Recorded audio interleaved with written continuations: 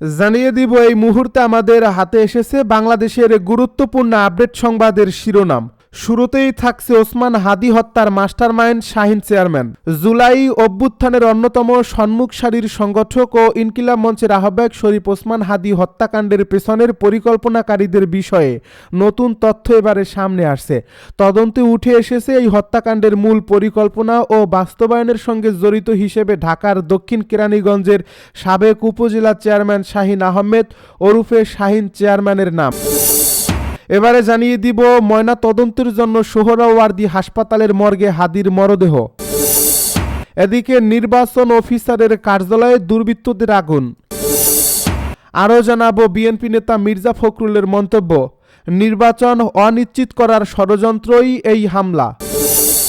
সব শেষে জানিয়ে দিব তালা লাগিয়ে বিএনপি নেতার বসত ঘরে আগুন, ঘুমন্ত শিশুর মৃত্যু। এতক্ষণ শুনছিলেন হাতে থাকা আপডেট সংবাদের শিরোনাম, এবারে বিস্তারিত। তবে তার আগে অনুরোধ রইল ভিডিওটিতে একটি লাইক এবং কমেন্ট করে জানিয়ে দিন ভিডিও সম্পর্কে আপনার মূল্যবান মতামত। আরও জানিয়ে দিন ভিডিওটি কোথা থেকে দেখছেন বা কোন জেলা থেকে দেখছেন। ওসমান হাদি হত্যার মাস্টারমাইন্ড শাহীন চেয়ারম্যান। জুলাই অভ্যুত্থানের অন্যতম সম্মুখ সারির সংগঠক ও ইনকিলাব মঞ্চের আহ্বায়ক শরীফ ওসমান হাদি হত্যাকাণ্ডের পেছনের পরিকল্পনাকারীদের বিষয়ে নতুন তথ্য সামনে আসছে। তদন্তে উঠে এসেছে এই হত্যাকাণ্ডের মূল পরিকল্পনা ও বাস্তবায়নের সঙ্গে জড়িত হিসেবে ঢাকার দক্ষিণ কেরানীগঞ্জের সাবেক উপজেলা চেয়ারম্যান শাহীন আহমেদ ওরফে শাহীন চেয়ারম্যান এর নাম। গোয়েন্দা সংস্থার ভাষ্য অনুযায়ী অর্থ ও অস্ত্র দুটোর ব্যবস্থাপনাতে তার সরাসরি ভূমিকা ছিল।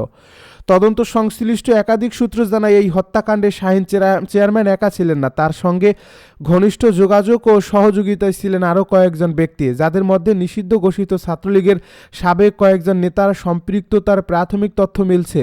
এরই মধ্যে কয়েকজন সন্দেহভাজনের উপর নজরদারি বাড়ানো হয়েছে। গোয়েন্দাদের দাবি, হাদির উপর হামলার পর হামলাকারীদের ঢাকা থেকে সীমান্তের দিকে পালিয়ে যেতে সহায়তা করেন গোপালগঞ্জ জেলা ছাত্রলীগের সাবেক সভাপতি আব্দুল হামিদ। এ ঘটনায় তার সংশ্লিষ্টতার অভিযোগে তাকে গ্রেপ্তারের জন্য অভিযান জোরদার করা হয়েছে। তদন্তে পাওয়া তথ্য অনুযায়ী হামলার আগে ও পরে হত্যাকারীদের সঙ্গে তার একাধিকবার যোগাযোগ হয়েছিল। তদন্ত সংশ্লিষ্ট কর্মকর্তারা বলছেন, জুলাই অভ্যুত্থানে শরীফ ওসমান হাদির সক্রিয় ভূমিকা এবং গত বছরের 5 আগস্টের পর তার ধারাবাহিক বক্তব্য ও রাজনৈতিক অবস্থান আওয়ামী লীগকে চরমভাবে ক্ষুব্ধ করে তোলে। দলটির অভ্যন্তরীণ মূল্যায়নে হাদিকে বড় ঝুঁকি হিসেবে দেখা হচ্ছিল। সেই প্রেক্ষাপটেই তাকে লক্ষ্য করে পরিকল্পিত হত্যাকাণ্ডের ছক তৈরি হয়। শাহীন আহমেদের রাজনৈতিক ও অপরাধী পরিচিতিও তদন্তে গুরুত্ব পাচ্ছে। তিনি দীর্ঘদিন দক্ষিণ কেরানীগঞ্জ থানা আওয়ামী লীগের সভাপতি ছিলেন। স্থানীয়ভাবে তিনি একজন প্রভাবশালী নেতা হলেও আইনশৃঙ্খলা বাহিনীর নথিতে বহুদিন ধরেই সন্ত্রাসী ও অস্ত্রধারী হিসেবে পরিচিত ছিলেন। অভিযোগ রয়েছে, শেখ হাসিনা সরকারের সময় সাবেক বিদ্যুৎ ও জ্বালানি প্রতিমন্ত্রী নজরুল হামিদ বিপুর ঘনিষ্ঠ হিসেবে তিনি ব্যাপক প্রভাব খাটিয়ে একাধিকবার উপজেলা চেয়ারম্যান নির্বাচিত হন এবং নানা অভিযোগ সত্ত্বেও ছিলেন ধরা ছোঁয়ার বাইরে। ময়না তদন্তের জন্য সোহরাওয়ার্দী হাসপাতালের মর্গে হাদির মরদেহ।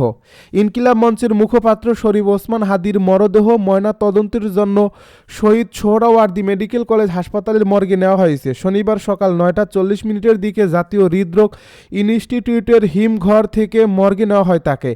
এ সময় সেনাবাহিনী, বিজিবি, পুলিশ সহ আইনশৃঙ্খলা বাহিনীর কঠোর নিরাপত্তার মধ্য দিয়ে হাদির মরদেহ মর্গে আনা হয়। হাদির স্বজন, সহযোদ্ধা, সহকর্মীরাও সঙ্গে ছিলেন। এদিন ভোর থেকেই হাদিকে শেষবারের মতো দেখতে দূর দূরান্ত থেকে অনেকে হাসপাতালের সামনে ভিড় করেন। সোহরাওয়ার্দী হাসপাতালে ময়না তদন্ত শেষে 11:30টার দিকে তাকে গোসল করানো হবে। বাকি আনুষ্ঠানিকতা শেষে তার মরদেহ নেওয়া হবে জাতীয় সংসদের দক্ষিণ প্লাজায়। শরীফ ওসমান হাদির জানাজা আজ দুপুর 2টায় মানিক মিয়া অ্যাভিনিউতে অনুষ্ঠিত হবে। শুক্রবার সন্ধ্যায় প্রধান উপদেষ্টার প্রেস উইং থেকে এ তথ্য জানানো হয়। প্রেস উইং থেকে বলা হয়, আগামীকাল দুপুর 2টায় জাতীয় সংসদ ভবনের দক্ষিণ প্লাজায় শহীদ ওসমান হাদির জানাজা অনুষ্ঠিত হবে। নির্বাচন অফিসের কার্যালয়ে দুর্বৃত্তদের আগুন। কুষ্টিয়া সিনিয়র জেনারেল নির্বাচন অফিসের কার্যালয়ে অগ্নিসংযোগ করেছে দুর্বৃত্তরা। শনিবার ভোর রাতে অফিস ভবনের পেছন পাশের জানালা দিয়ে অগ্নিসংযোগ করা হয় বলে জানিয়েছেন কর্মকর্তা কর্মচারীরা। তবে সঠিক সময়ে নিশ্চিত করতে পারেনি তারা। সকাল 9:30টার দিকে নির্বাচন অফিসে আসেন জেলা প্রশাসক ইকবাল হোসেন। সকাল 10টার দিকে সেখানে দায়িত্বরত কর্মকর্তা কর্মচারীদের নিয়ে রুদ্ধদ্বার বৈঠকে বসেন। নির্বাচন অফিসের নিরাপত্তা রক্ষী রাজ্জাক বলেন, সকাল 8:30টার দিকে ঘটনা ঘটে। আমি তখন 2 তলায় ছিলাম। ধোঁয়া ও আগুনের গন্ধের নিচে নেমে আগুন দেখতে পাই। জেলা নির্বাচন অফিসের হিসাব রক্ষক মোহাম্মদ আসাদুজ্জামান বলেন, যে কক্ষে আগুন দেওয়া হয়েছে সেটা সদর উপজেলা নির্বাচন অফিসের স্টোর রুম। এখানে ভোটারদের সমস্ত তথ্য জমা রাখা হয়। নির্বাচন অনিশ্চিত করার ষড়যন্ত্রে এই হামলা, বলছে ফখরুল। ইনকিলাব মঞ্চের মুখপাত্র ওসমান হাদি হত্যাকাণ্ডের প্রতিবাদে দেশের সব দল প্রতিবাদ করে হত্যাকারীদের বিচারের দাবি জানিয়ে চলছে। হত্যাকারীদের গ্রেপ্তার করে বিচারের আওতায় আনতে সরকারের প্রতি চাপ সৃষ্টি করে চলছে। এ পরিস্থিতিতে দেশব্যাপী বর্বরচিত কর্মকাণ্ডের তীব্র নিন্দা ও ঘৃণা জানিয়েছে বাংলাদেশ জাতীয়তাবাদী দল বিএনপি। মূলত আসন্ন জাতীয় নির্বাচন অনিশ্চিত করতেই পরিকল্পিতভাবে এ অস্থিরতা তৈরি করা হচ্ছে বলে মনে করে দলটি। গতকাল বিএনপির স্থায়ী কমিটির জরুরি বৈঠক শেষে সাংবাদিকদের এসব কথা জানান বিএনপি মহাসচিব মির্জা ফখরুল ইসলাম আলমগীর। তিনি বলেন, দেশ জুড়ে এমন অরাজক পরিস্থিতি চললেও সরকারের ভূমিকা এখন পর্যন্ত সন্তোষজনক নয়। প্রথম আলো ও ডেইলি স্টার কার্যালয়ে হামলা, সম্পাদক নুরুল কবিরের উপর আক্রমণ, উদীচী ও ছায়ানটে অগ্নিসংযোগ, ভারতীয় হাইকমিশনে হামলা এবং ধর্ম অবমাননার অভিযোগে হিন্দু যুবককে পিটিয়ে হত্যার মতো ঘটনা দেশের স্থিতিশীলতা নষ্ট করার এক গভীর ষড়যন্ত্র। কাপুরুষোচিতভাবে শরীফ ওসমান হাদির হত্যাকাণ্ডে আমরা তীব্র ঘৃণা ও নিন্দা জানাচ্ছি। অবিলম্বে হত্যাকারীদের গ্রেপ্তার ও বিচারের জন্য আমরা আবারও দাবি জানাচ্ছি। বিএনপি মহাসচিব বলেন, অনেক রক্তের বিনিময়ে অর্জিত আমাদের ভোটাধিকার তথা গণতান্ত্রিক অধিকারকে ষড়যন্ত্রকারীরা নস্যাৎ করে দেশে ফ্যাসিবাদের একটি নতুন সংস্করণ তৈরি করতে চাচ্ছে। সরকারের নাকের ডগাতেই তারা এই তৎপরতা চালিয়ে যাচ্ছে। ফলে দেশে বিদেশে সরকার তথা দেশের ভাবমূর্তি ক্ষুণ্ণ হয়ে চলছে। বিএনপি নেতা মির্জা ফখরুল বলেন, শান্তিকামী দেশবাসীর পক্ষ থেকে এই ঘৃণ্য ষড়যন্ত্রকারীদের আমরা হুঁশিয়ারি করে দিতে চাই, এত রক্তের বিনিময়ে অর্জিত আমাদের দেশকে আমরা ধ্বংস হতে দেব না। এই অপশক্তিকে ঐক্যবদ্ধভাবে রুখে দিতে হবে। এজন্য বর্তমান প্রেক্ষাপটে রাজনৈতিক ও সামাজিক শক্তির বৃহত্তর ঐক্যের কোনো বিকল্প নেই।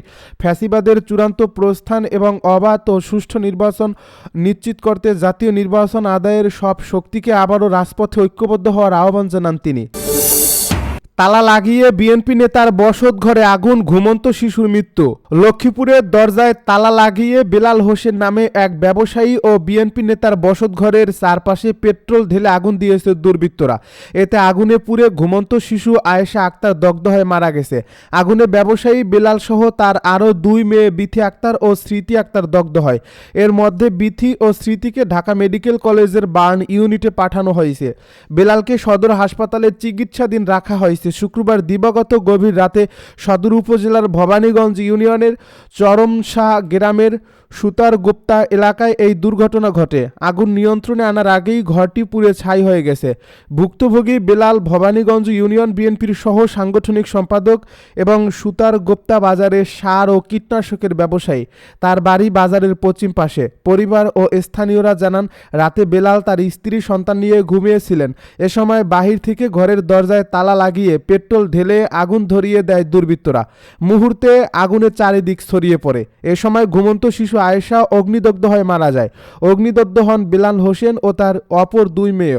পরে স্থানীয়রা অগ্নিদগ্ধ অবস্থায় 3 জনকে উদ্ধার করে সদর হাসপাতালে ভর্তি করান। অবস্থার অবনতি হওয়ায় উন্নত চিকিৎসার জন্য বিথি ও স্মৃতিকে ঢাকা মেডিকেল কলেজের বার্ন ইউনিটে পাঠানো হয়। তাদের অবস্থা আশঙ্কাজনক।